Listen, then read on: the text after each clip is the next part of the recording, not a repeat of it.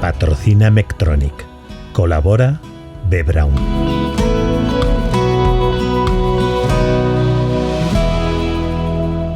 La bienvenida y agradecerles conectar con nosotros para este seminario organizado con la Sociedad Española de Cardiología, en nombre de la cual el doctor José Luis Palma, excelente cardiólogo y vicepresidente de la Fundación Española del Corazón, les dirigirá unas palabras acerca del tema que hace unos días trataron en un directo de la Sociedad de Cardiología sobre la afectación psicológica durante la pandemia de la COVID-19. Algo de lo que no se ha hablado todavía mucho y que creemos que es algo realmente relevante. José Luis, gracias por estar esta tarde aquí con nosotros. Gracias a ti, José Luis, y es un placer estar con todos vosotros y con los que nos siguen a través de la pantalla. Bueno, efectivamente, como decía el doctor Pomar, hace un par de semanas hicimos un directo online desde la Fundación Española del Corazón con dos expertas en psicología para analizar un poco el impacto que había tenido la pandemia desde un punto de vista psicológico en la población general. Y los informes fueron demoledores.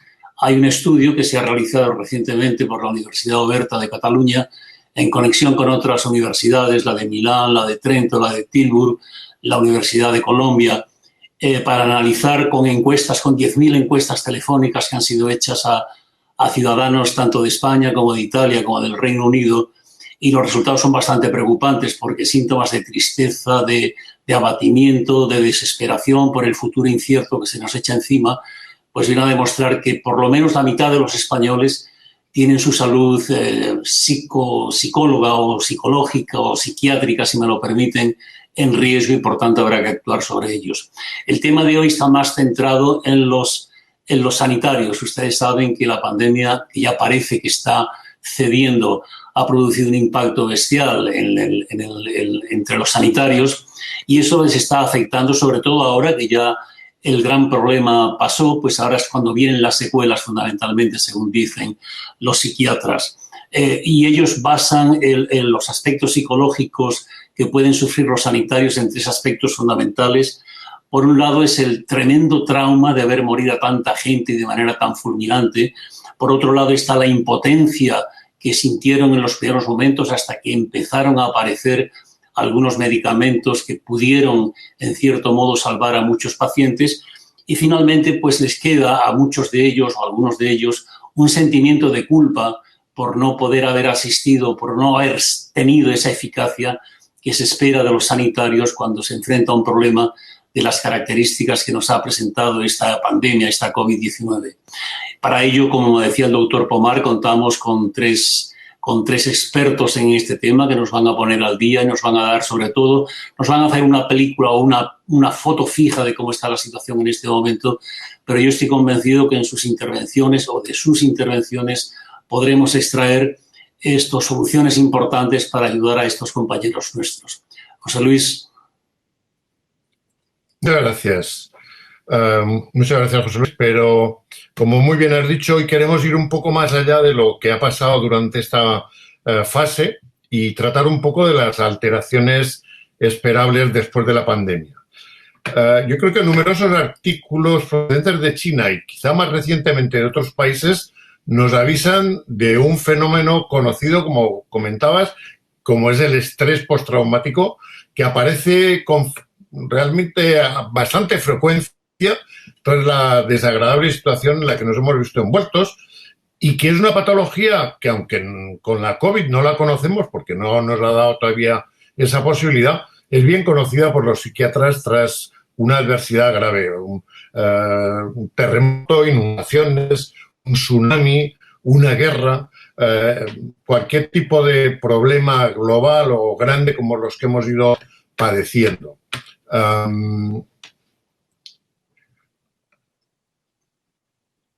segundo que intento pasar la siguiente diapositiva.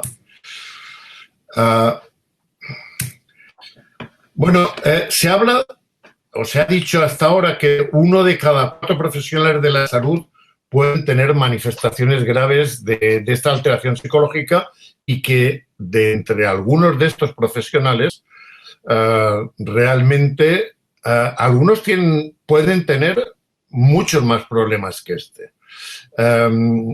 Yo no sé si de alguna forma personas que han estado involucradas en las unidades de cuidados intensivos, que son personas que en realidad pues han tenido una exposición muy superior, o personas que han estado incluso involucradas como responsables en la toma de decisiones que todos sabemos que han sido a veces complejas, pueden llegar, como nos dicen en algunos casos, hasta el 75% de afectados, lo cual es realmente una cifra muy elevada. Quizá por tener un poco algunos datos interesantes, luego podemos discutir la letalidad. Hemos aprendido durante esta fase de infección que a las personas de mayor edad les ha afectado mucho más que a las personas jóvenes, incluidos los niños. Curiosamente, la impresión que tenemos es de que en las personas jóvenes el síndrome postraumático va a ser mucho más prevalente, mucho más importante que en las personas de edad avanzada, y que después de eso podemos de alguna manera comentarlo. La otra de las cosas que a mí me ha llamado también la atención es que en general se dice que en países como Estados Unidos, Alemania o Francia, la incidencia, sobre todo en la mujer, va a ser muy elevada, y en países como Italia, por ejemplo, España y ya no digamos Japón, pues lo que esperamos es una cosa mucho más inferior a esto. Pero estamos en el siglo XXI y la tecnología en realidad, pues yo creo que todos lo hemos vivido, ha evolucionado de forma espectacular en estos últimos años. Y pensamos que de alguna forma, pues toda esa tecnología también puede ayudar de alguna forma a enfrentarnos a todos esos problemas. Pero como siempre se ha dicho, es mejor prevenir que curar, y hemos pensado que también sería bueno ver cómo se podía detectar de alguna forma antes de tener un problema, de este tipo de problemas que como cardiólogos o cirujanos no conocemos mucho estos problemas de tipo mental, cómo con parámetros biométricos alguien podría predecir si van a ocurrir o no van a ocurrir a determinada persona. Y por eso también, como decía el doctor Palma, hemos invitado a un experto a que viniera a hablarnos de esto aquí. Finalmente, y dado que las cifras de personal dedicado a la sanidad con posibilidades de verse afectado es muy alta, ¿qué puede esto implicar en la organización no solo hospitalaria, sino también extrahospitalaria? Entonces podríamos darle paso, si está preparado, a nuestro compañero, el profesor Jordi Aguiló, que como todos ustedes saben por la presentación, está aquí con nosotros. El profesor Jordi Aguiló es físico, es ingeniero y además es catedrático en la Facultad de Arquitectura de la Universidad Autónoma de Barcelona, y es un investigador muy especializado en parámetros biométricos. Los médicos que nos dedicamos a la medicina somática, por así decirlo, pues tenemos la facilidad de tener unas pruebas diagnósticas muy evidentes y muy contundentes. Cuando me refiero a la cardiología, pues la ayuda del electrocardiograma, el eco, la radiología, la angiografía y 1000 pruebas nos ponen en la pista de la enfermedad y cómo tratarla. Sin embargo, cuando hablamos de psiquiatría, yo entiendo, sin ser un experto ni mucho menos, que hay determinadas circunstancias, como pueden ser una depresión o una fibromialgia o un síndrome de fatiga crónica, en la cual valorar estos parámetros es mucho más complicado. Y por lo que se refiere al tema que estamos tratando esta tarde, en qué modo el estrés postraumático ha podido impactar sobre los médicos que han estado en primera línea tratando la COVID-19, pues cómo ahora el profesor Jordi Aguiló, nos va a explicar una metodología que ellos han puesto en práctica en la Universidad Autónoma de Barcelona para tratar de ayudar a los psiquiatras en un diagnóstico mucho más certero de estos trastornos psicológicos o psiquiátricos, si ustedes lo prefieren, que ha podido impactar en la población sanitaria durante de la pandemia y sobre todo ahora que ya la pandemia parece que va cediendo. Profesor Jordi Aguiló, muchísimas gracias por estar esta tarde con nosotros y cuando quieras la palabra es tuya. Gracias, doctor Palma, gracias, José Luis, y gracias a la Sociedad Española de Cirugía Cardiovascular y a la Sociedad de Cardiología por haberme invitado a participar en este evento. Y efectivamente, como decía el doctor Palma, soy físico, algo ingeniero, por decirlo de alguna forma. Entonces, lo primero que voy a hacer es pedir disculpas por todos los errores, malas interpretaciones, imprecisiones que pueda transmitir en esta charla. Y efectivamente también, como decía el doctor Palma, el cerebro es algo muy complicado, posiblemente mucho más complicado que el corazón o cualquier sistema nuestro, y por tanto esa complejidad ha hecho que hasta ahora sea bastante desconocido y las herramientas que podemos aplicar bastante pobres normalmente. Pero bueno, dice, estamos ahí, estamos intentando ver qué es eso del estrés, cómo funciona, cómo podemos medirlo. Y realmente eso, el estrés es una palabra muy común que todo el mundo puede interpretar, que todo el mundo sabe de qué estamos hablando, pero en cambio los psiquiatras, psicólogos, los médicos en general, cuando empezamos a intentar profundizar es cuando empiezan los problemas. Bueno, dice, fíjense que básicamente el estrés es la chispa que nos permite vivir, que nos da la vida, que nos da las ganas de vivir. Sin embargo, esa chispa a veces se agranda y cuando se agranda empieza a ser problemática, empieza a ser patológica, por decirlo así, y empieza a interferir en nuestra salud mental y, desgraciadamente, también en nuestra salud física. Parece que los problemas cardiovasculares, el riesgo cardiovascular, por ejemplo, aumenta muchísimo con el estrés o que el riesgo de enfermedades mentales también.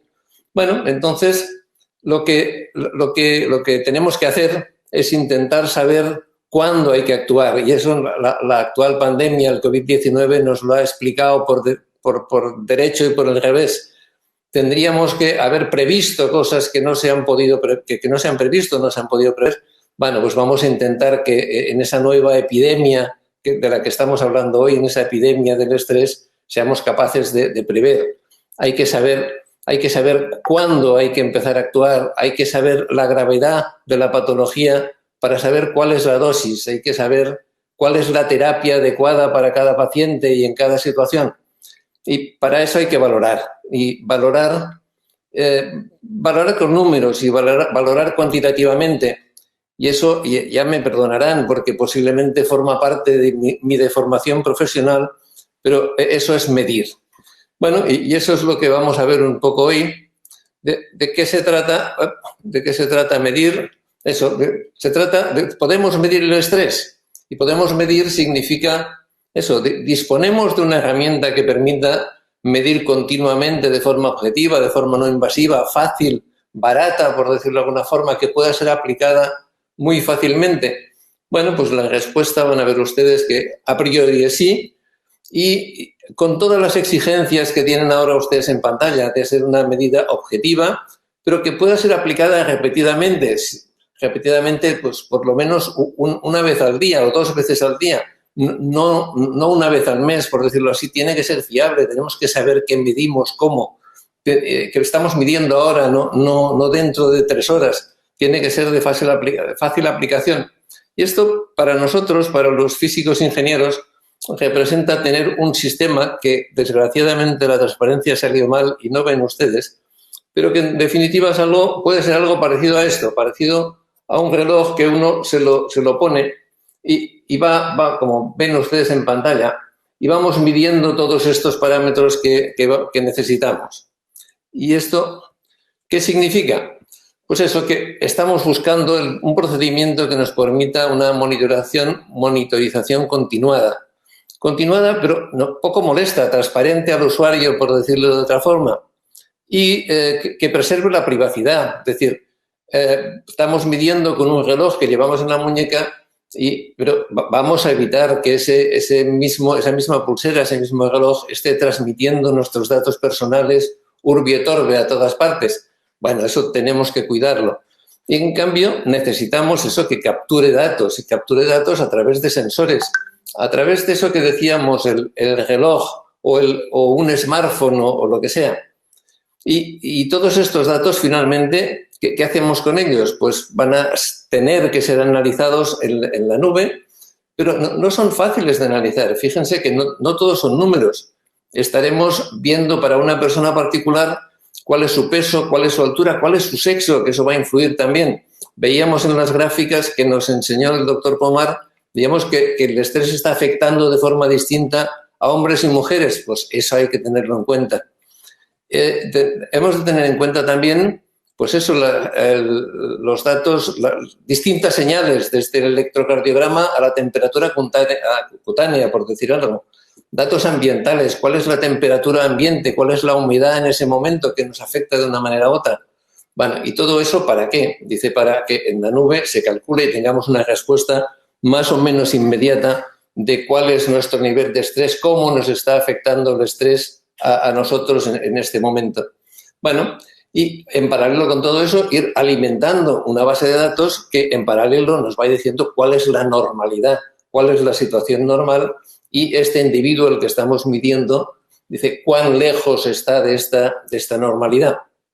Bueno, y eso, estamos hablando del estrés y estamos hablando entonces de una capacidad de adaptación frente a estos agentes externos que nos molestan de alguna manera y que pueden ser psicológicos.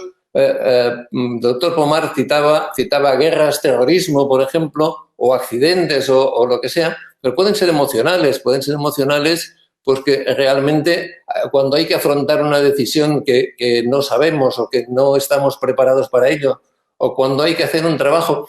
Fíjense ustedes que en el mundo actual, por ejemplo, hay una verdadera tiranía de la inmediatez.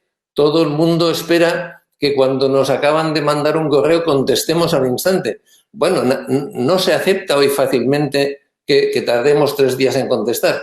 Bueno, pues eso realmente crea estrés, y nos tenemos que adaptar a esos cambios, igual que a los cambios físicos, pues si realmente estamos sintiendo dolor o nos falta algún miembro. ¿Y realmente qué está pasando en el cuerpo? Dice, pues está pasando que nuestro cerebro está teniendo en cuenta todas estas entradas, nuestro hipotálamo reacciona, está mandando, y eso lo tienen ustedes en el dibujito este que no ven, pero no importa, no se preocupen. Dice, el hipotálamo activa, por una parte, el sistema nervioso autónomo, por otra parte, el sistema endocrino. Ahí se generan, en el sistema endocrino se generan hormonas, enzimas, proteínas, etcétera, que activan a medio plazo, por decirlo así, nuestros sistemas. El sistema nervioso autónomo activa nuestro ritmo respiratorio, nuestro ritmo cardíaco, la inflamación, etcétera, desencadena una serie de mecanismos. Bueno, pues todos estos mecanismos son los que se ven afectados por el estrés y todos estos mecanismos son los que en el fondo vamos a intentar medir a ver si nos dan información. Y fíjense que, bueno, y eso es lo que quiero mostrar en esa transparencia. No buscamos algo fácil, que el electrocardiograma o que la pulsioximetría nos dé información directa sobre el estrés. Vamos un poco más al fondo. Vamos a ver las características de cada una de las señales, incluso de las señales cruzadas. No sé, tienen ahí en la gráfica, por ejemplo, una señal de electrocardiograma junto con una señal de pulsioximetría. ¿Cuál es la diferencia temporal entre el latido del corazón proporcionado por la onda eléctrica y que vemos en el electrocardiograma con el pulso, con el bombeo de sangre que llega en un momento dado, que llega a nuestra muñeca? ¿Cuál es ese tiempo? Fíjense que ese tiempo nos da información sobre nuestro sistema circulatorio, cómo andan nuestras arterias, cómo anda nuestra arteriosclerosis, por decirlo así, cuál es la viscosidad de la sangre en ese momento. Parece mentira, pero la viscosidad de la sangre varía en décimas de segundo. ¿Cuáles son los cambios? ¿Cómo cambia la presión arterial? ¿Cuál es la sensibilidad barorrefleja? Bueno, pues midiendo todos estos cambios realmente nos da información sobre el estrés. Y ahí tienen ustedes en el dibujo el relojillo que este u otro, vamos, podría constituir un sistema para una medida usable del estrés. La tecnología hoy nos permite precisamente eso, que en algo tan simple como una pulsera o un reloj tengamos un fotopletismógrafo, tengamos un sensor de temperatura, tengamos un sensor de actividad electrodérmica y tres acelerómetros que nos darán un índice, un valor de actividad, si nos estamos moviendo, si no, en qué dirección, si estamos tumbados, si estamos saltando, por ejemplo. Y junto con eso, algo típico, dice, evidentemente, una memoria capaz de almacenar todos estos datos durante 48 horas, una batería para alimentar el sistema y finalmente un módulo de transmisión, un módulo Bluetooth que sea capaz de mandar esa información al ordenador, a la nube o donde podamos calcular. Bueno, pues este es nuestro sistema y este sistema es el que aparentemente para nosotros, desde nuestro punto de vista, sirve como sistema usable de medida de estrés. ¿Y por qué decimos que sirve? Decimos que sirve porque es un sistema, hace una medida objetiva basada en señales electrofisiológicas que no podemos variar a voluntad y de algunos valores específicos del individuo que nos dicen eso, su sexo, su índice de masa corporal, por ejemplo. La medida es no invasiva, como decíamos al principio. La invasiva es realmente cómodo llevar un reloj en la muñeca, estamos acostumbrados a ello, y un teléfono en el bolsillo que sea capaz de ir recogiendo esa información y luego transmitirla. La medida esta puede ser continua, entonces el reloj va transmitiendo continuamente todas estas señales y ahí, por ejemplo, ven ustedes en amarillo ven ustedes el registro de la señal de un individuo durante 2 horas que en algunos momentos estaba a un nivel de estrés 30 en una escala de 0 a 100 y que en un momento dado vemos en la gráfica al final, a partir del minuto 60, que empieza a dispararse, que empieza a aumentar. Por alguna razón, porque ha pasado algo, porque ha empezado a llover, porque se está mojando o porque ha llegado su hermano o ha venido su suegra, vamos.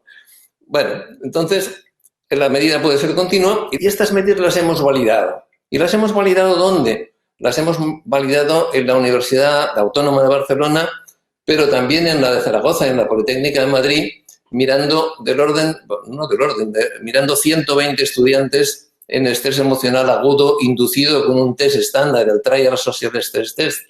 Pero hemos medido también en el otro extremo el estrés crónico. ¿Estrés crónico de quién? De cuidadores principales domiciliarios, cuidadores principales de enfermos domiciliarios o de pacientes oncológicos. Esto realmente la situación es estresante y lo hemos visto así y hemos tenido que comparar estos datos electrofisiológicos que nosotros extraemos con los datos de los expertos, de los psicólogos y psiquiatras, con sus test característicos que nos daban las medidas y buscábamos la correlación entre unos y otros.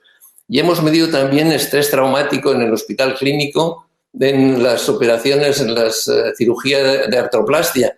Bueno, pues ahí también iba bien, también esa disminución del estrés por empoderamiento estaba funcionando. Y lo mismo en el Hospital de Sant Joan de Déu, estrés traumático de niños sometidos a una cirugía de escoliosis o craneostenosis. Estrés crónico también, además de los cuidadores principales de los que hablaba hace un minuto, también padres de estos niños. Está claro que el padre o la madre del niño al que en un momento dado le detectan y le prescriben una cirugía severa, se estresa. Está claro que la situación tiene que adaptarse a esta situación. Esto le afecta a todo su sistema. Bueno, pues, y sabemos también que al cabo de 6 meses o 10 meses o 12 meses, si la cirugía ha ido perfectamente, este padre va a estar perfectamente tranquilo, con lo cual lo vamos a utilizar de referencia. ¿Cómo han cambiado los parámetros de un momento a otro? Bueno, pues eso es lo que nos va a decir si somos capaces de medir estrés. Bueno, y ahora mismo también niños con TDAH, con síndrome TDAH, en el Hospital de San Juan de Dios, con un tratamiento de mindfulness, que hasta ahora hemos hablado de medir, pero también podemos reducir el estrés, también podemos intentar de alguna terapia de reducción de estrés, que otra vez para todos nos es habitual pensar que la música, y el dicho de la música, relaja las fieras, disminuye el estrés. Sí, normalmente sí, pero ¿cómo? ¿Cuánto? Para eso es necesario medir. Y para eso es necesario medir, además, si la música le va bien a todo el mundo. Por ejemplo, depende de qué tipo de música. Yo personalmente me subo por las paredes, no me relaja en absoluto, pero a otra persona sí. Y bueno, pues eso, y para eso hay que saber medir. Y ahora mismo estamos proponiendo un proyecto al FIS, ahí va, la palabra está mal, para medir de estrés en enfermeras y médicos, y ese proyecto lo propusimos en septiembre pasado, en octubre pasado, cuando todavía no sabíamos de la pandemia, no sabíamos del COVID-19. Bueno, nos adelantamos un poco a ese tiempo y nos adelantamos también en un proyecto europeo en el que participamos, de lo que se trata es de reducir el estrés y la ansiedad en pacientes con una cirugía planificada. Ahí intentando mejorar los resultados de la cirugía y el estado de salud del paciente hasta su recuperación. Bueno, pues estamos participando en ese proyecto y se trata otra vez de lo mismo. Se trata de medir de la manera más simple posible, otra vez con el brazalete, si la situación lo requiere, pues con electrodos para medir las señales de una manera mucho más precisa y mucho más fina. Y estamos ensayando métodos todavía más simples que la pulsera. Por ejemplo, si a través de un reconocimiento de voz sería posible esa valoración del estrés. Y por el otro lado, ahí lo tienen ustedes en el otro circulito rojo, ver si una técnica que ya les he mencionado, la técnica de mindfulness, a propósito de los niños TDAH, en este caso biofeedback, si con biofeedback, con música, con realidad virtual o simplemente dando información puede mejorar el estrés. Bueno, pues ahí estamos en ello y estamos casi al final de esa segunda fase que tienen ustedes marcado ahí. Realmente, si no fuera por la pandemia, ahora mismo deberíamos tener un prototipo de laboratorio, de laboratorio que debiera ser funcional a primeros de septiembre para que lo probaran en el Hospital Universitario de Maastricht, en el Parc Taulí, aquí en Sabadell, y también en el Hospital de San Juan de Dios. No lo tendremos a primeros de septiembre, seguramente lo tendremos a finales de octubre. La pandemia también nos ha afectado en este sentido. Pero vamos adelante y a finales de este año tendremos prototipos. Bueno, y con eso termino y quedo a su disposición para lo que quieran, desde la autónoma, desde el ciber, en bioingeniería, biomateriales, en medicina o personalmente donde quieran y cuando quieran. Muchas gracias por la atención. Muchísimas gracias, Jordi. Yo creo que ha sido, no sé qué opinas tú, José Luis, pero yo he aprendido cantidad de cosas. Sí, para mí ha sido tremendamente aleccionador, sobre todo por la manera tan didáctica como lo ha expuesto el doctor Jordi Aguiló. Y no sé, José Luis, si tenemos un breve tiempo para hacer una pregunta o la dejamos para después. Yo creo que se me ocurre en este momento. Presentamos a la doctora López Ibor, que nos explique esto, y en cuanto acabe ya les hacemos a los dos unas preguntas antes de entrar con la doctora Varela. Perfecto. Entonces, yo me despido y hasta luego. Te esperamos, no te preocupes. María Inés, ¿funciona ya todo el sistema y la parte tecnológica como para que puedas darnos tu charla? Ya te habíamos presentado un poco antes de eso, pero nos gustaría escuchar qué es lo que opinas de este problema, de todo este tema. Gracias por estar con nosotros, María Inés. Bueno, muchas gracias y muchas gracias sobre todo por haberme invitado, también por la elección del tema. Quería agradecer a la Sociedad Española de Cirugía Cardiovascular y Endovascular, a la Sociedad Española de Cardiología y a la Fundación Española de Cardiología y Cirugía, pues el que hayan querido contar conmigo. Quizá el que yo hable ahora en segundo lugar es casi bueno, porque de lo que yo les quería hablar, el doctor o el profesor Aguiló ya ha explicado bastante y yo creo que ahora les voy a hablar de lo que es la salud mental por qué se aparecen síntomas de estrés en situaciones de desastre y catástrofe, si lo podemos evitar o no. La salud mental es... la OMS tarda mucho tiempo en definir la salud mental y la define 60 años después de haberse fundado. La define en el año 2013 como el perfecto estado de bienestar físico, psíquico y social, y no solo la ausencia de enfermedad, pero también para estar sano mentalmente uno tiene que ser capaz de afrontar las tensiones de la vida y ser capaz de hacer una aportación a la sociedad. Realmente es una definición compleja. Casi ninguno de nosotros podríamos decir que estamos completamente sanos, y menos en estas situaciones. Desde el punto de vista psíquico, un desastre se define como aquel evento que por la magnitud supera nuestra capacidad de adaptación. ¿Qué quiere decir? Que cualquiera que son personas sanas o éramos personas sanas, cuando estamos viviendo una situación de desastre o de catástrofe, podemos tener síntomas que afecten a nuestra salud mental, sobre todo todos los derivados del estrés o la ansiedad o las alteraciones del sueño o trastornos de memoria. Los desastres tienen como 5 fases, que yo se las voy a contar brevemente porque creo que podemos en algunas irnos reconociendo algunos de los síntomas que hemos ido presentando o que hemos podido presentar como población general, mucho más aquellas personas o aquellas profesionales que han estado en primera línea. La primera fase es la de preimpacto, que ahí el mecanismo psicológico es una negación, esto no va a pasar, y quizá es lo que nos pasó pues, a muchísimos países en Europa o en el mundo. No va a llegar la epidemia y pues, no nos va a afectar.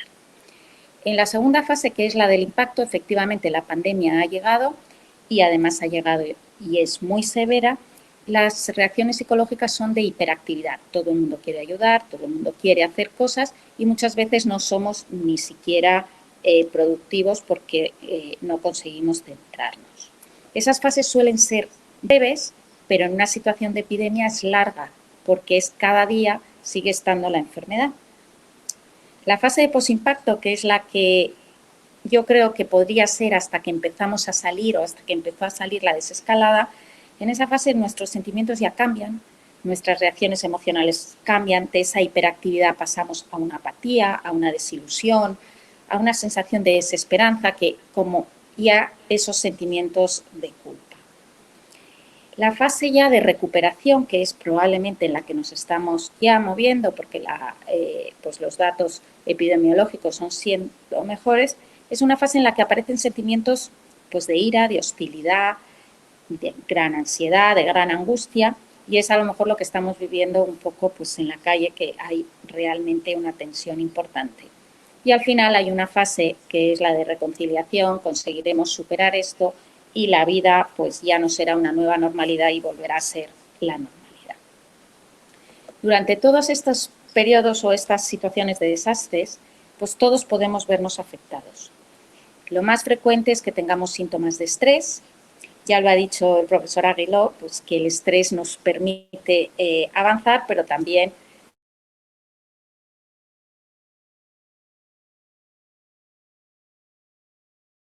quizás nos están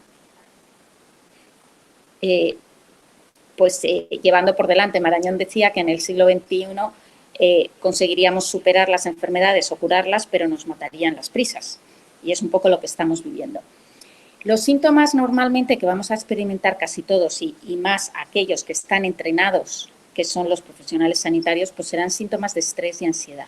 Pero algunos de ellos, como ya se ha visto, tendrán un trastorno más complejo, que es el trastorno de estrés postraumático, que es un trastorno grave, que es un trastorno bastante incapacitante y que tiene una sintomatología muy característica. No se diagnostica antes de 3 meses de que haya sucedido la situación de desastre, o de catástrofe o de pandemia, y además deben durar los síntomas más de un mes y deben ser lo suficientemente intensos como para afectar a la persona e impedirle realizar su vida. Hay un grupo de síntomas que son los que llamamos de reviviscencias, que es esos flashbacks, esas pesadillas, esa volver a revivir todo lo que ha sucedido. El otro grupo de síntomas es la evasión, el evitar ir a esos lugares donde ha sucedido algo que realmente los profesionales pues, no van a poder evitarlo. Los siguientes síntomas es el estar en un estado de hipervigilancia, de irritabilidad, de tensión, de sobresaltarse con cualquier cosa, y también hay síntomas que nos afectan al pensamiento y a nuestro ánimo. Tendremos dificultades para resolver problemas, para tomar decisiones, tendremos sentimientos de culpa y de remordimiento. Esto, que se ha estudiado bien en situaciones de desastre, suele afectar al 14% de las personas directamente afectadas por eso. Ahora hay estudios en Wuhan, en profesionales sanitarios, que dicen que ya empiezan, porque ya han pasado más de 3 meses, a presentar síntomas de estrés postraumático, de trastorno de estrés postraumático, que están afectando a un 7% de la población. Lo que sucede es que los estudios todavía pues, no están bien replicados ni validados y además son difíciles de hacer porque en la población, por ejemplo, de mujeres sí que tienden más a consultar a los profesionales sanitarios que los varones, que tardan más en consultarlo y además los profesionales sanitarios tienen más tendencia a automedicarse o tratar de resolver estos problemas sin pedir ayuda. Yo creo que lo que nos ha aportado además el profesor Aguiló pues nos ayuda mucho a los psiquiatras para conseguir medir realmente dónde está el límite entre un estrés normal o una ansiedad normal y ya un trastorno. Porque cuando nuestro organismo nos empieza a mandar señales es cuando realmente empezamos ya a tener síntomas, empezamos a notar palpitaciones, taquicardias o empezamos a notar irritabilidad. Eso ya es que nuestro organismo nos está diciendo, oye, este estrés ya no está bien, te está afectando, debes pedir ayuda. Y yo quisiera dejarlo aquí para que ustedes hagan preguntas por si les ha quedado alguna duda. Muchas gracias. Gracias, María Inés. Realmente yo tenía, de alguna forma lo has comentado, sin ánimo en absoluto de entrar en temas políticos, que no es nuestro objetivo ahora. Si, por ejemplo, en España es tan difícil, por ejemplo, saber el número de muertos con esta pandemia, que es una cosa casi binaria, es sí o no. Has explicado muy bien que la mujer quizá menos, pero el hombre es muy reacio a consultar. ¿Cómo podremos saber, un poco pensando en la próxima intervención de la doctora Varela, cuál es el porcentaje de personas que realmente, ya comentabas de Wuhan, pero cuál es el porcentaje que tenemos que esperar de gente, profesionales afectados por todo este problema del estrés postraumático? Yo creo que va a ser difícil saberlo, porque además nuestros profesionales que han sido realmente heroicos, y además hablábamos de ellos como nuestros héroes, pues cómo van a pedir ayuda. ¿Cómo lo podemos saber? Pues yo creo que cuando pase un tiempo y todo el mundo se calme, sí que realmente nosotros mismos como profesionales y los que trabajamos con ellos deberemos tratar de ver si tienen síntomas para que ellos pidan ayuda. Yo creo que no va a ser el estrés postraumático tan inmenso como nos están alertando, porque realmente ya se están poniendo medidas. Desde el principio de la pandemia en casi todos los hospitales hay planes de ayuda o de atención a problemas de salud mental para profesionales y hay algunos que ya están empezando pues, a solicitar ayuda y entonces pues a lo mejor con esto conseguimos evitar que tengan trastornos más graves como el trastorno de estrés postraumático, pero al final pues barajaremos unas cifras que serán, pues a lo mejor no todo lo real. Sí, José Luis, si me permites, me gustaría hacer una pregunta a María Inés López Ibor, una pregunta doble. En primer lugar, ¿qué tipo de personalidad es aquella que hace a estos profesionales sanitarios que han estado tan en contacto y en primera fila luchando contra los pacientes que han sido afectados por la COVID-19, qué tipo de personalidad es aquella que define a los que están en mayor riesgo? Y, en segundo lugar, una pregunta que ya se ha suscitado en algunos ambientes. ¿Este estrés postraumático que están sufriendo algunos sanitarios va a ser algo transitorio o va a tener una permanencia más larga, como hemos visto que ha ocurrido con otras catástrofes por volcanes explosivos o el tsunami de Japón? ¿Qué nos puedes comentar al respecto, por favor? Pues yo comentaría dos cosas. Por definición, el trastorno de estrés postraumático aparece en personas sanas, que si no llegan a sufrir esa situación o a vivir esa situación de desastre, de catástrofe, no tendrían sintomatología, ¿no? Aquellas personas más vulnerables, obviamente, son las que ya tenían algún problema de salud mental o alguna circunstancia vital más compleja en esos momentos. Lo que sí que se ha estudiado son las personalidades o los rasgos de personalidad resistentes al trauma. Y yo creo que es en lo que deberíamos trabajar ahora estos meses para evitarlo. Y aquellas personalidades resistentes al trauma son personalidades que tienen, por ejemplo, sentido del humor, aficiones gratificantes, tratan de buscar o de tener una actitud más positiva, ver las cosas más positivas de la vida, aceptan sus limitaciones, aquellos pues, como son, y tienen una vida espiritual, no en el sentido religioso, pero en sí en el sentido de trascendencia. Y esas personalidades son las que son más resistentes al estrés. Y en segundo lugar, te preguntaba si esto es algo transitorio o va a permanecer más tiempo en algunos. El trastorno de estrés postraumático suele ser un trastorno recortado en el tiempo, a lo mejor dura 6 meses, tiene un tratamiento bastante eficaz, pero en algunas personas puede cronificarse. También depende de si lo detectamos precozmente, como todas las enfermedades, pero en realidad es un trastorno que tiende a desaparecer, que en pocos casos se cronifica. José Luis, tú también tenías una pregunta para Jordi Aguiló, ¿verdad?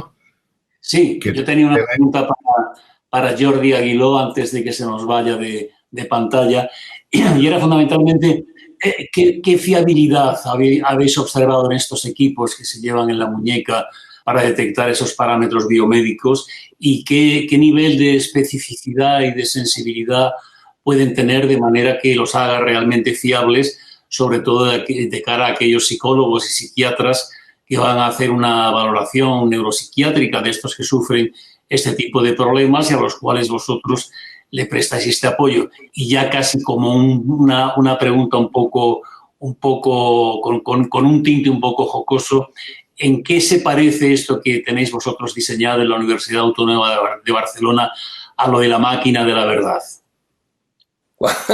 Wow. No, bueno, vamos por lo serio. Vamos por lo serio antes, si te parece. Bueno, realmente depende de las poblaciones, depende de los casos y todavía no estamos cubriendo todo el abanico de posibilidades.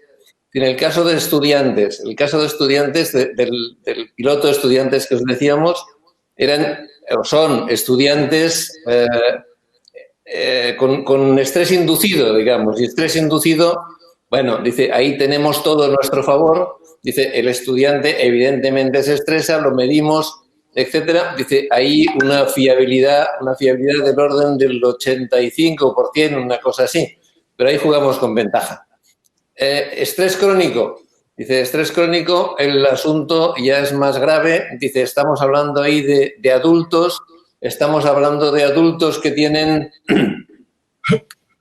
con una cierta edad y que arrastran una serie de problemas, además del cuidado de un familiar cercano y el convivir con él y el aceptar toda la ansiedad que representa el no tener respuestas en todos los casos y el no saber qué hacer con él y el tener que consultar, etcétera. Bueno, dice, ahí en estos casos, que también ya lo hemos estudiado, dice, bueno, yo diría que nos sorprendió la propia empresa, que dicen, nos sorprendió que realmente tenemos una fiabilidad del orden del 78%, una cosa de este estilo, digamos, si medimos con electrodos, es decir, si medimos con una instrumentación electrónica con mayor precisión. Con un reloj como el que hemos visto o como cualquier otro, bueno, no cualquier otro, pero sino como algún otro que se puede encontrar en el mercado, bueno, pues ahí baja del orden de un 15% la precisión, es decir, y del 70 y algo por ciento, pues nos quedamos en un 60 y bastante.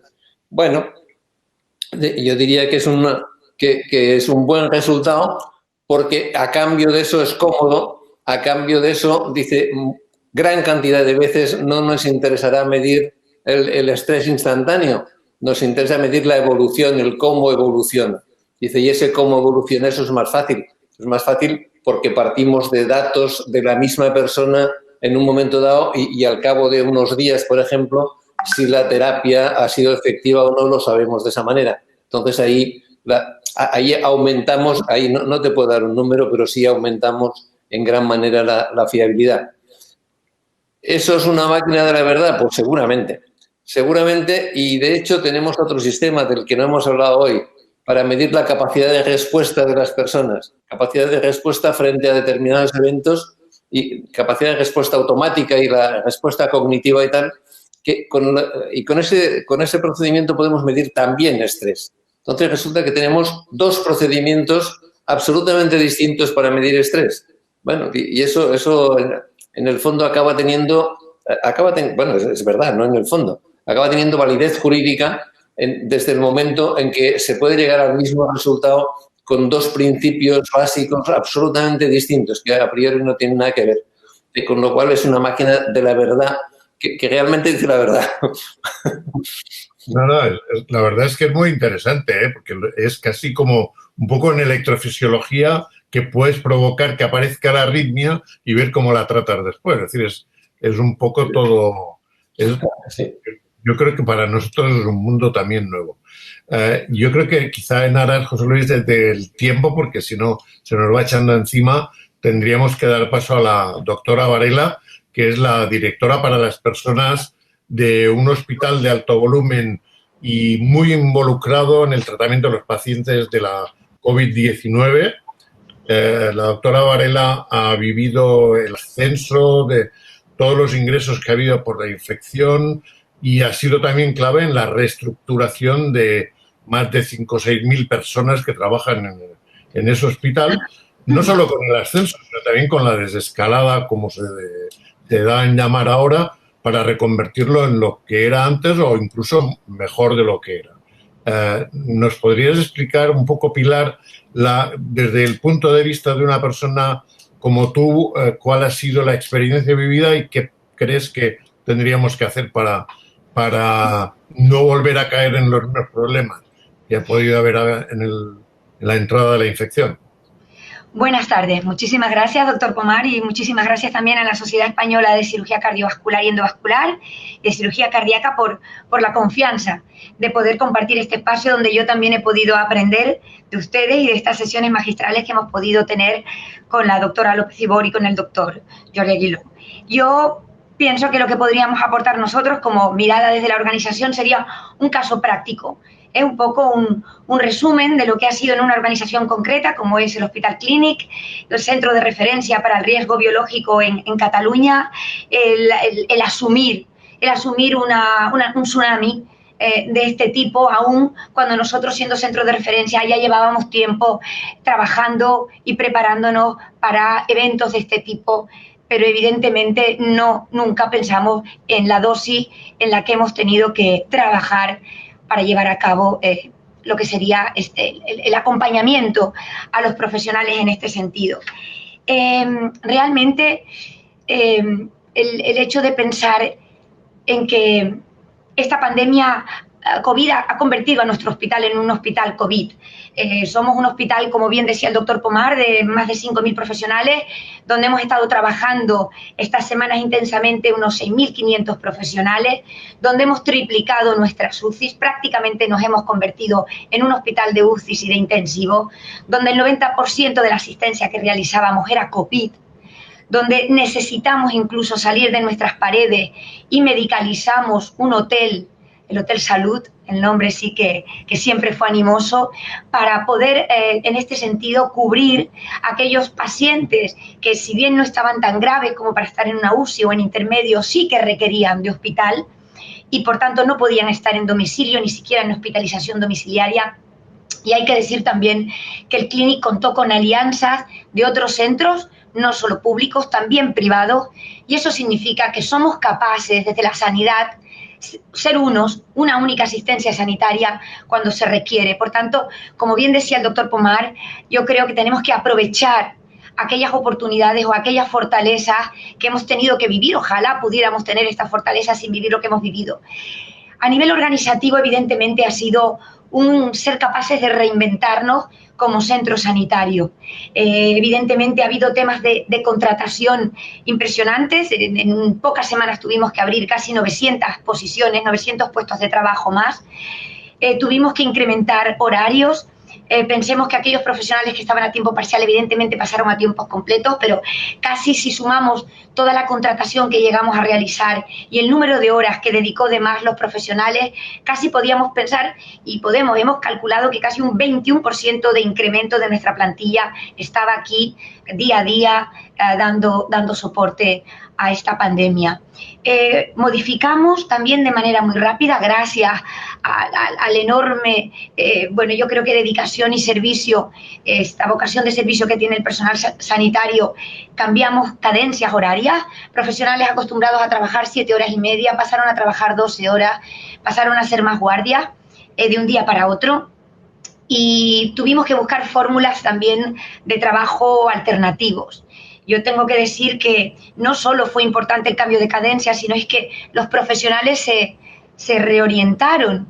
Les diría, de profesionales médicos súper especializados, como son en nuestro hospital, traumatólogos que pasaron a ser médicos de urgencia y a explorar y a tocar el abdomen de una persona mayor que venía, y no les digo todo el soporte que dio, pues, profesionales como ustedes de la cardiología, donde tuvimos realmente que preparar UCIs y que trabajar con pacientes con mucha gravedad. Buscamos fórmulas como el teletrabajo. Nos vino muy bien, pudimos aprovechar que nosotros ya estábamos trabajando en medidas organizativas diferentes, difíciles a veces de implementar en centros sanitarios donde el personal está tan atado, déjenme decir así, a la cama del paciente, ¿no? Tenemos muchas asignaturas pendientes, por ejemplo, con el personal de enfermería, donde es difícil la flexibilidad horaria, ¿no? La conciliación. Pero ya habíamos empezado tímidamente con el teletrabajo y llegamos a tener más de 800 profesionales trabajando en fórmulas de teletrabajo de manera parcial o total. Estaba claro que en este hospital tenían que quedarse aquellas personas que necesitaban estar en primera línea asistencial, especialmente COVID y lo que quedaba no COVID, y que aquellos profesionales que podían desarrollar su trabajo fuera del hospital, pues realizaban teletrabajo. Fue muy importante también, cuando cambiamos las cadencias horarias, realizar grupos estancos. Éramos muy conscientes de que a la avalancha que llegaba necesitábamos conseguir una plantilla suficiente. Piensen que teníamos semanas donde uno y otro profesional salía positivo, y para nosotros esto era muy importante, garantizar la cobertura asistencial. Por eso, una de las fórmulas organizativas que utilizamos fue trabajar grupos estancos. Cuando venía el grupo A no venía el grupo B, pensando que si podíamos tener un caso positivo en un grupo A y por tanto contactos de riesgo que generaran aislamiento, pues no hipotecáramos a todos los servicios. Evidentemente tuvimos que hacer campañas de reclutamiento, concretamente 3 campañas de reclutamiento a todo el Estado español. Incluso contactamos con Europa, con algún país donde teníamos nosotros cierta afinidad y relaciones, para si podían venir a trabajar. Esto fue continuo. Evidentemente faltaba personal sanitario en todas partes, y eso que pudimos contar con todo lo que eran residentes, estudiantes de enfermería, estudiantes de medicina, que se vieron de un día para otro asumiendo responsabilidades, como si los hubiéramos metido en un acelerador del tiempo, ¿eh? Y la verdad es que creo que nunca estaremos lo suficientemente agradecidos a estos profesionales. Pasamos a una atención de profesionales de salud laboral de 24 horas los 7 días a la semana. Teníamos muy claro que una empresa que no cierra ni un día, como un hospital, necesitaba soporte las 24 horas del día, y así hicimos. Primero con menos medios, después con el soporte de residentes, pero trabajábamos para que el profesional sanitario tuviera el soporte asistencial que necesitaba. Trabajamos muchísimo en el diagnóstico precoz del COVID. Para nosotros era muy importante aislar lo antes posible al profesional, de manera que no generara contactos y claudicara, por tanto, la plantilla. Creemos que para ser centro de referencia, pensemos que en Cataluña empezamos 2 o 3 semanas antes a trabajar nosotros COVID que el resto de hospitales. Ya hubo un momento que evidentemente no podíamos asumir lo que teníamos delante. Trabajábamos en el diagnóstico precoz haciendo las PCRs y apostamos por un programa de cribado que creemos que fue la primera herramienta que pusimos que generó cierta tranquilidad. El personal sanitario no estaba tan preocupado de contagiarse por si tenía enfermedad. Yo llegué a vivir profesionales que me decían, doctora Varela, voy a seguir trabajando aunque sea positivo, porque hace falta. Y yo le decía, no. Si eres positivo, necesitamos aislarte porque puedes contagiar a tus compañeros. El miedo lo vivían para sus familiares. Ese era el gran miedo. Y por tanto lo que hicimos fue un programa de cribado donde detectamos casi un 30, un 35% de asintomáticos que pudimos aislarlos antes de que, por tanto, estuvieran en los días de más facilidad para el contagio, déjenme así decir. Por tanto, pudimos bajar contactos gracias a que en el cribado periódico de aquellos profesionales que estaban en primera línea de COVID, cada 8 o 10 días se podían realizar un test. Realmente hemos realizado más de 20.000 test de PCR para poderles dar esa tranquilidad de que si eran positivos podían de alguna manera aislarse. Para nosotros fue muy importante que ellos tuvieran la posibilidad de vivir fuera de sus casas si era necesario. Para esto fue muy importante para nosotros contar con un hotel muy cerca del Hospital Clínic, donde un profesional que era negativo, pero que había cambiado su cadencia horaria o que tenía un conviviente estrecho de riesgo en su familia, podía irse a vivir al hotel. Y si era positivo, al hotel medicalizado. Había mucho miedo por sus familiares, muchísimo miedo. Estaban dispuestos a hacerlo todo aquí, pero bueno, esto nos sirvió de amortiguador, solo parcial. Pero fue una medida organizativa que se puso en valor. Por tanto, hicimos un plan de soporte para casos, para contactos, y evidentemente las líneas de soporte eran 24 horas para el COVID. Y empezamos a ver rápidamente que se necesitaba un acompañamiento desde el punto de vista de salud mental.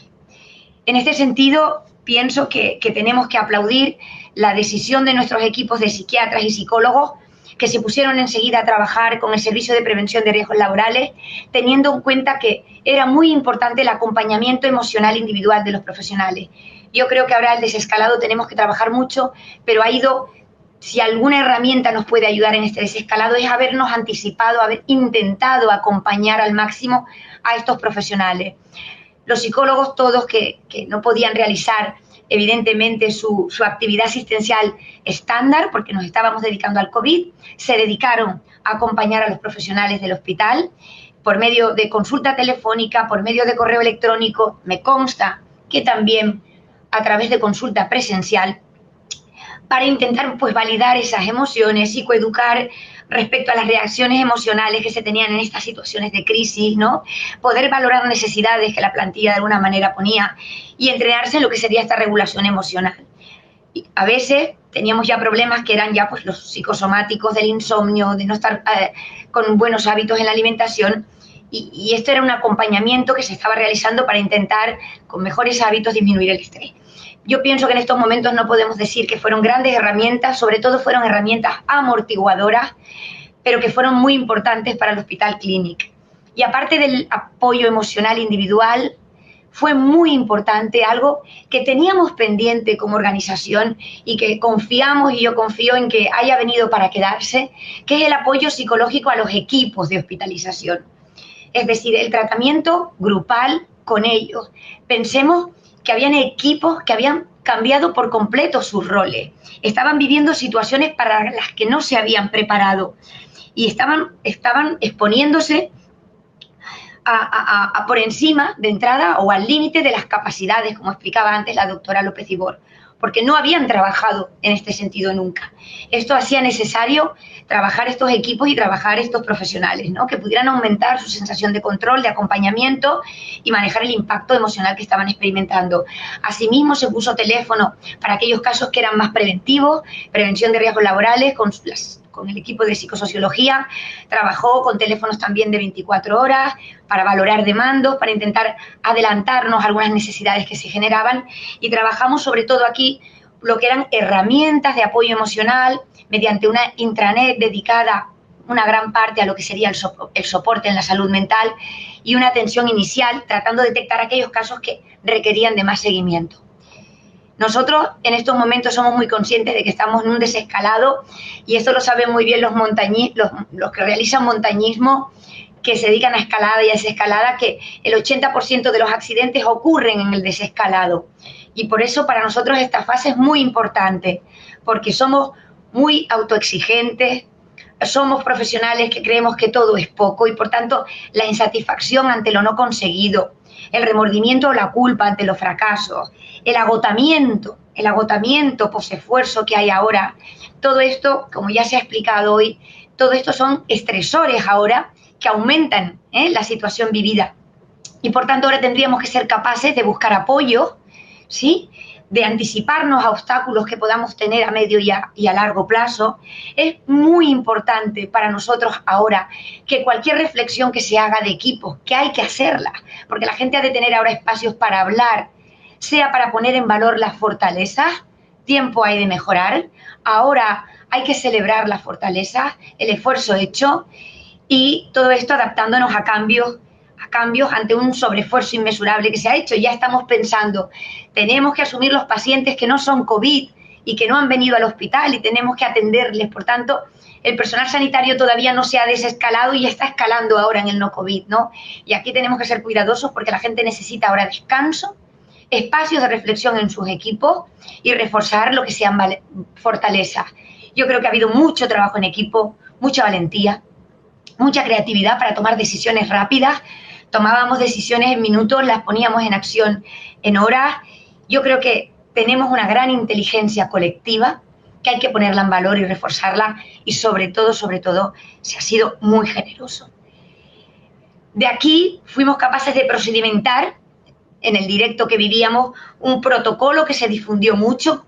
Necesitábamos mucho que esta información de soporte individual y colectiva llegara a la plantilla, se transmitiera en todos los grupos profesionales, donde no llegaba la intranet o no estaba el mail, que pudiera llegar un WhatsApp, un teléfono o un póster pegados en las cocinas o donde se cambian las señoras de la limpieza, porque veíamos también grupos profesionales con menos información, cómo vivían el miedo y la incertidumbre de lo que ocurría. Y esto fue muy, muy importante en nuestro hospital. Por tanto, creemos que ingredientes que nos empezaron a ayudar y que han sido amortiguadores, que tienen que venir para quedarse en las organizaciones, es el apoyo emocional individual, el apoyo psicológico a estos equipos de hospitalización.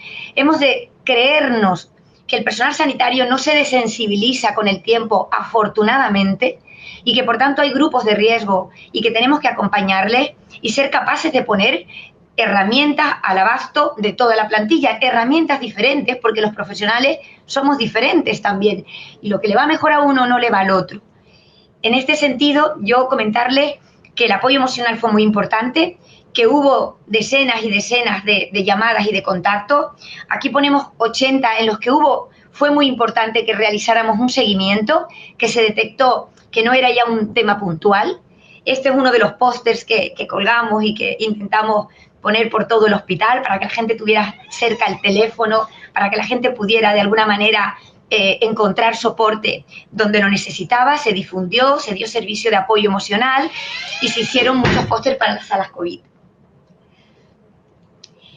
Soporte psicológico, como ya hemos dicho, se realizaron más de 40 actuaciones grupales que fueron necesarias desde la emergencia de un día para otro. Los psicólogos clínicos del equipo del Clínic se acercaron para apoyar in situ en las salas, para generar espacios donde se pudiera hablar, donde se pudiera de alguna manera compartir. Esto fue muy necesario y fue muy importante.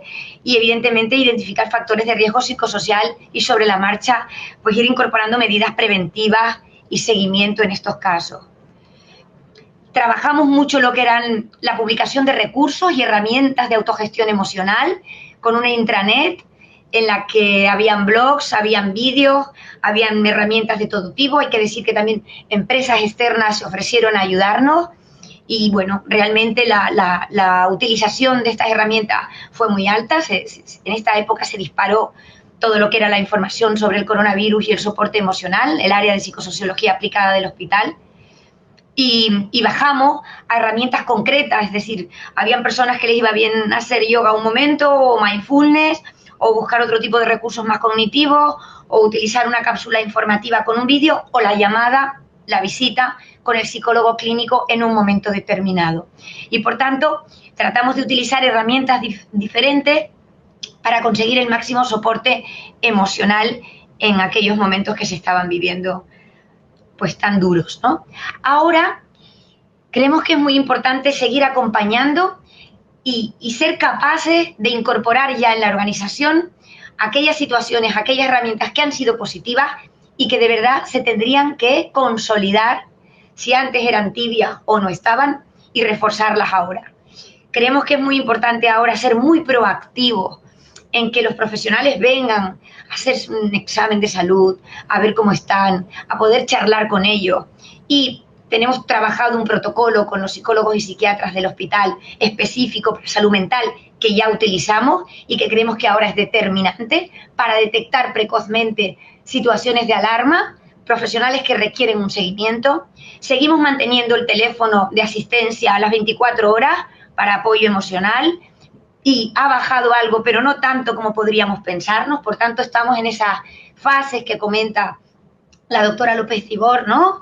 De ira o de angustia y todavía no estamos en la rehabilitación. Por tanto, tenemos que seguir acompañando. Estamos trabajando ahora en un cuestionario a plantilla que sea bondadoso y que pueda realmente definir ese mapa de salud mental en estos momentos y hacer un seguimiento para detectar mejor, porque es difícil a veces saber datos y tenemos la sensación de que lo que hemos tratado es la punta del iceberg, pero creemos que tenemos que profundizar y poner más recursos que harán falta. Y estamos trabajando mucho ahora en formación, en sesiones psicoeducativas de prevención en situaciones críticas, para acompañar. Estamos trabajando, como les comentaré ahora, en unos talleres prácticos de ecología emocional. Y después tenemos expertos que están trabajando en el tema del trastorno de estrés postraumático. Incluso estamos trabajando alguna herramienta, más novedosa en este sentido, con unos grupos identificados ya, alguna técnica de sensibilización y de reprocesamiento por movimientos oculares, una doctora, una psiquiatra experta en trastorno de estrés postraumático, un equipo que tratan sobre todo estos temas y estamos pues trabajando con ellos, estos profesionales que hemos identificado como casos más severos, ¿sí? Y por tanto lo que queremos es que toda esta batería de temas, de herramientas que tenemos sobre la mesa, pues se puedan consolidar. En este sentido, realizar formaciones más específicas, las que estamos trabajando, dirigidas al apoyo emocional, propuestas de formación, esta es la formación que estamos trabajando ahora, de monitorización de situaciones críticas, de sesiones más psicoeducativas, en grupitos pequeños, donde se puedan valorar todas estas conductas de evitación, de hiperalerta, de embotamiento, ¿no? Ahora tenemos una plantilla cansada, que lo ha dado todo, que todavía no termina de relajarse. Tenemos muchas preguntas de insomnio, han habido malos hábitos, la gente ha comido cuando y cómo ha podido, la gente ha estado separada de su familia y por tanto ahora toca esta recuperación progresiva y toca mucho acompañamiento. Nosotros ya llevamos unos 3 años trabajando lo que se llama la ecología emocional, es una acción, es un tema que sus autores, Mercé Conangla y Jaume Soler, definen como un aprendizaje de la correcta gestión de nuestras emociones. El hospital es una caja emocional donde a veces es importante que entendamos que no hay ni buenas ni malas, sino que todas se pueden interpretar. Y para nosotros es importante que esas emociones se puedan gestionar de manera armónica con uno mismo y con el entorno. Hace ya casi 3 años que estamos trabajando en un proyecto de ecología emocional, donde tenemos ya más de 1000 profesionales formados, que empezamos por los mandos y por los directores del hospital, porque creíamos que tenía que ser así. Y es una metodología que nos lleva mucho a la acción. Es decir, el profesional que se forma, son sesiones de 16 horas o de 32 si eres mando, debería ser capaz de pasar a la acción con un microproyecto. Lo que pretende es empoderar al profesional en la toma de decisiones, que sea su patrimonio de salud y también de salud mental la sepa gestionar, que sea capaz de impactar en la organización con medidas de mejora, como llamamos microproyectos, y por tanto esta formación la llamamos forma-acción, porque queremos que sea muy, muy proactiva a la mejora, al cambio, palanca de transformación.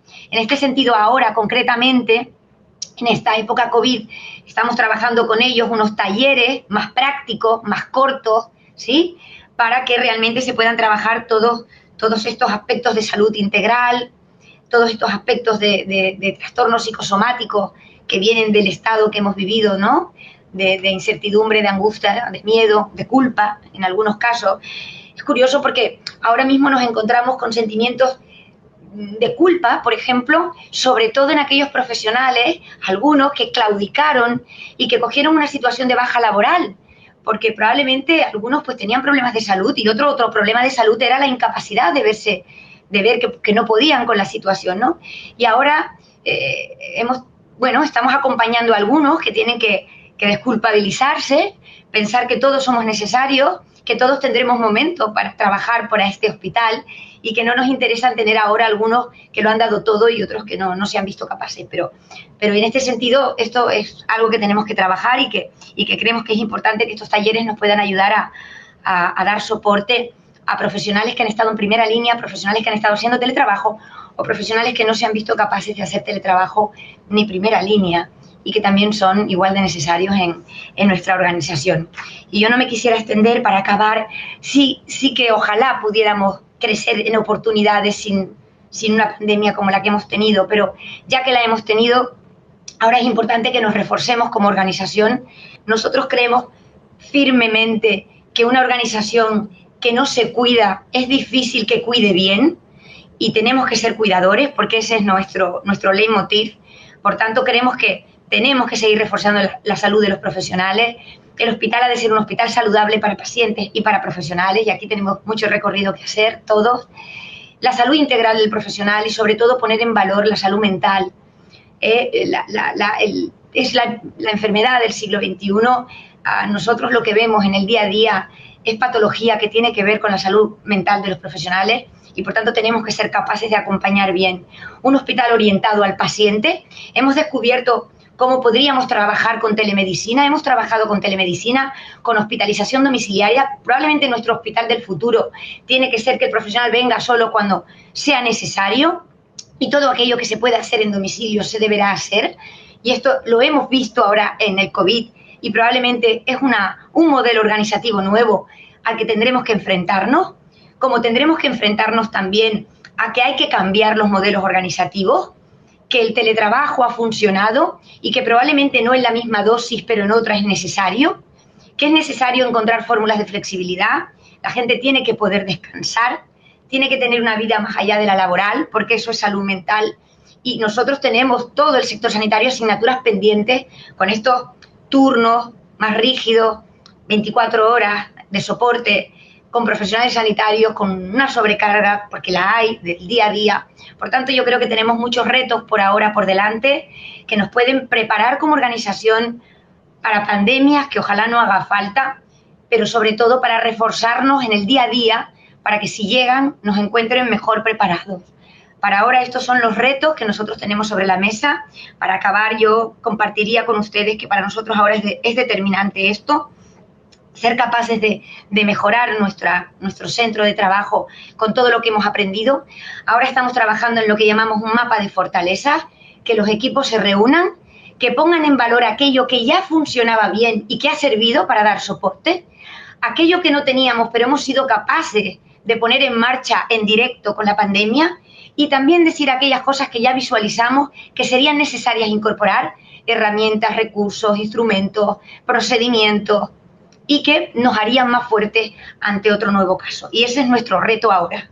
Descansar, que es lo que se merece la plantilla, espacios de reflexión en equipo para liberar, mapa de fortaleza y mucho acompañamiento en apoyo emocional. Muchísimas gracias. Muchísimas gracias a ti, Pilar.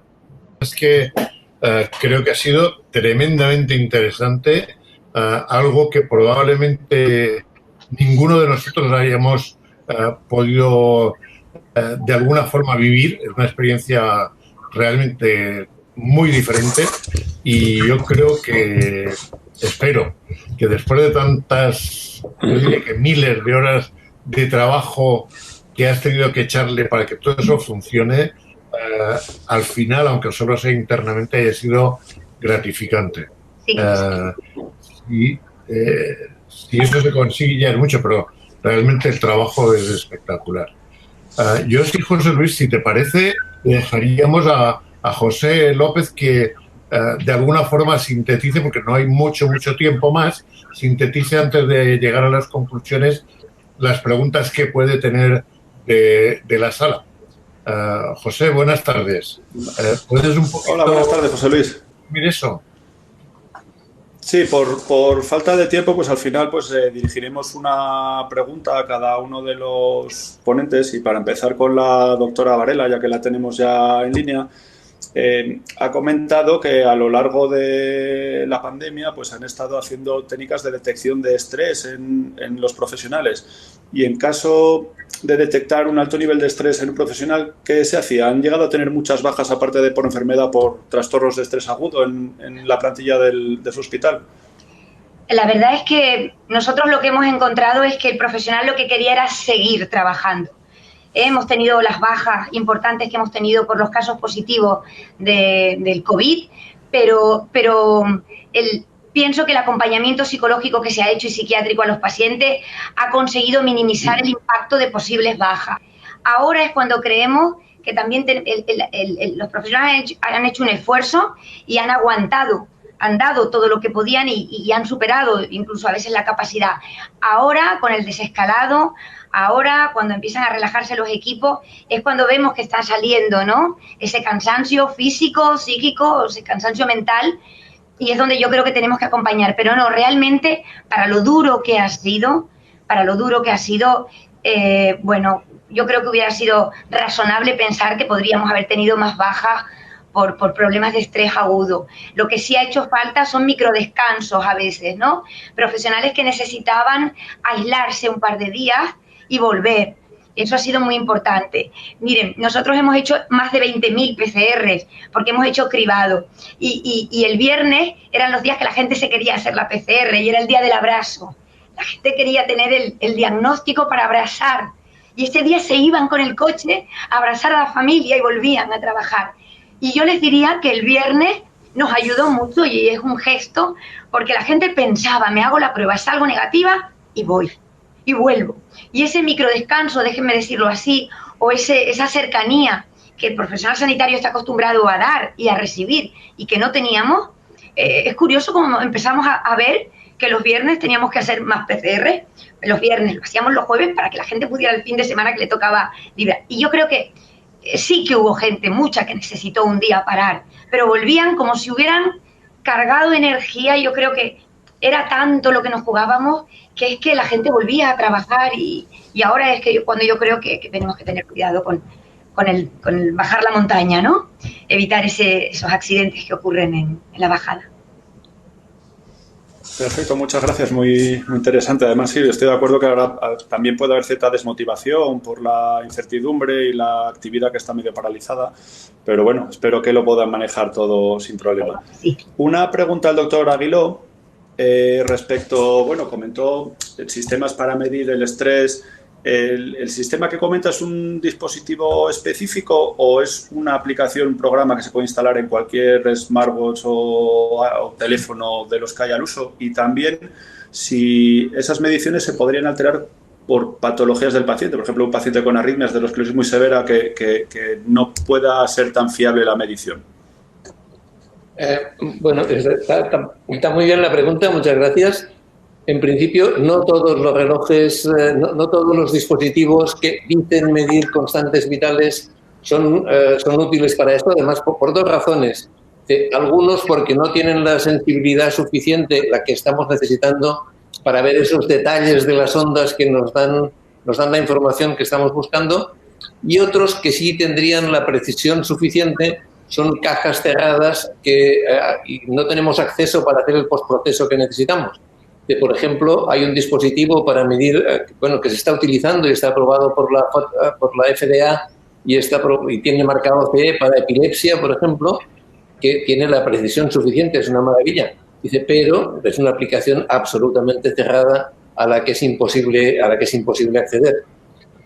Y me olvidé de tu segunda pregunta. Pero respecto a si se puede alterar por pacientes que tengan arritmias, aterosclerosis, toman sí. betabloqueantes, Sí, alteren la posible respuesta fisiológica que pueda haber ahí al estrés. Por supuesto, y me encanta que hagas esa pregunta porque da idea de que estamos intentando prever nosotros eso. tenemos un ensayo clínico presentado en el Hospital de Badalona, en el Trias i Pujol, precisamente para eso, para hacer un test en enfermos, en pacientes que están esperando una operación quirúrgica, una operación cardiovascular, con lo cual se supone que tienen realmente el sistema cardiológico, la cardiología afectada y que están tomando beta-bloqueantes, por ejemplo, para ver seguro que afecta, pero para ver hasta qué punto afecta y hasta qué punto somos capaces de introducir el parámetro, dice, cuidado beta-bloqueante, dice, modifiquemos un poco el algoritmo para que sea igual de fiable. El ensayo clínico está previsto. Muchas gracias. Muchas gracias. Y por falta de tiempo, una última pregunta a la doctora López Ibor. El trastorno de estrés postraumático, bueno, el estrés ha estado sometido no solo a profesionales sanitarios, sino toda la población general.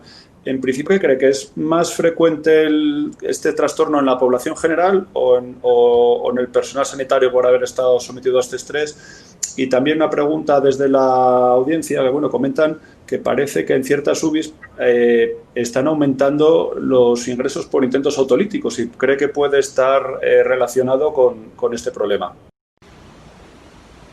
Muchas gracias por las preguntas. La verdad es que son las dos muy interesantes. Sabemos por los estudios publicados que cuando alguien ha experimentado situaciones de desastres o catástrofes, el trastorno de estrés postraumático en la población general suele afectar a un 6 o un 7%. Y en las personas que han intervenido directamente, como pueden ser en este caso los sanitarios, puede aumentar hasta un 10 o un 12%. En esta situación realmente todavía no tenemos datos y no lo sabemos, pero es posible que afecte más a sanitarios que al resto de la población. Y en cuanto al tema de los suicidios, pues realmente no tengo claro si puede ser debido o no a la pandemia de COVID, porque en España el suicidio es un problema de salud pública. Cada día se suicidan alrededor de 10 personas, 3.000 personas al año, y lo que no está recogido todavía, o que yo sepa, no tengo los datos, es cuántas personas han cometido suicidio a lo largo de este tiempo y si están aumentando las tasas más recientemente. Entonces devuelvo la conexión al doctor Polmar y al doctor Palma para que puedan cerrar el webinar. Sí, gracias. José, por todas las preguntas. Y yo no sé si, porque es un poco tarde ya, José Luis, ¿tú crees que podríamos o podrías resumir un poco también tus conclusiones de lo que hemos escuchado en esta hora? Sí, cómo no. Yo creo que los tres ponentes han mostrado unas presentaciones realmente muy interesantes. Para mí, por lo menos, han sido muy instructivas. Y yo creo que el resumen final de este directo online que estamos haciendo en estos momentos y ya estamos terminando, podría resumirse en tres aspectos fundamentales en relación a cada uno de los tres ponentes. Por un lado, la doctora López Ibor nos ha informado perfectamente bien sobre la sintomatología específica y los grupos de riesgo más expuestos a sufrir este estrés postraumático después de la pandemia, que ya parece que se va de la pandemia del COVID-19. El doctor Jordi Aguiló pues, nos ha presentado una herramienta que tiene una gran utilidad y yo creo que todos los psiquiatras y psicólogos la van a recibir con los brazos abiertos porque es una herramienta que les garantiza un diagnóstico mucho más fiable de lo que podían estar haciendo hasta ahora.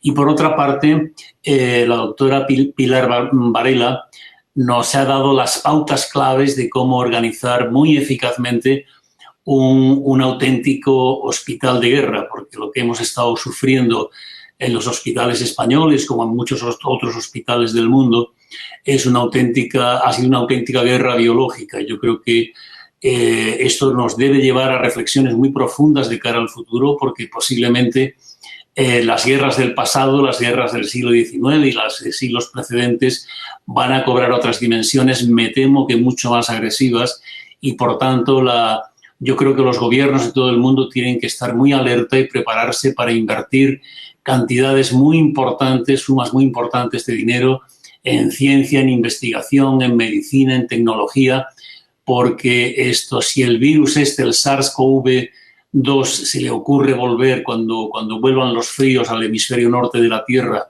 cuando vuelve el otoño, pues lo que sí le vamos es a plantar cara con mucha más eficacia, porque esta experiencia que hemos sufrido en los 3 últimos meses nos ha preparado desde un punto de vista médico para afrontar mucho mejor esta terrible pandemia que se ha cobrado muchísimas vidas humanas y que ha causado un impacto desde un punto de vista no solo médico, sino sobre todo psiquiátrico y psicológico en toda la población, que esperemos que con los recursos actuales nos recuperemos todos muy pronto. De manera que yo, para finalizar, quiero agradecerte a ti, José Luis, la oportunidad que me diste de coordinar contigo este directo online, a los 3 ponentes por su presencia aquí, por sus enseñanzas, que los 3 han estado fantásticos y nos han aportado unos conocimientos muy valiosos para ponerlos en práctica y, cómo no, también agradecerle al servicio técnico que nos ha prestado el apoyo para que este directo online llegase a todos aquellos que se han querido conectar con nosotros. Te agradezco mucho a ti, José Luis, y te paso la palabra. Lo mismo digo yo, José Luis. Gracias no solo por el rato agradable que hemos podido pasar ahora, sino por otras muchas cosas. Yo lo mismo, sumarme al agradecimiento tanto a la Sociedad Española de Cardiología como a nuestra sociedad, la Sociedad Española de Cirugía Cardiovascular y Endovascular. Mucha gente ha trabajado muchas horas para conseguir que esto funcionara. Pilar, Gascón, Pedro, Pablo, muchas gracias, como ha dicho el doctor Palma, sobre todo a los excelentes ponentes que hemos tenido. Y no olvidarnos también de Medtronic y de B. Braun, que con su soporte nos han ayudado a todos. Especialmente a todos quienes nos han escuchado, han estado con nosotros. Solo decirles que buenas noches y cuídense. Hasta otro día.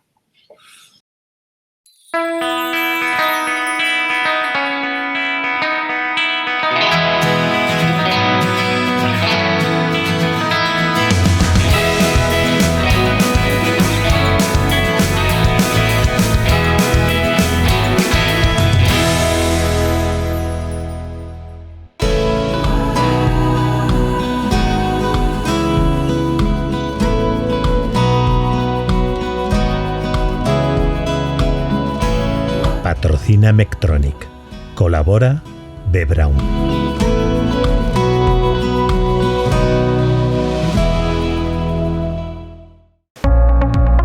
Producido y editado por Osiberia Technology.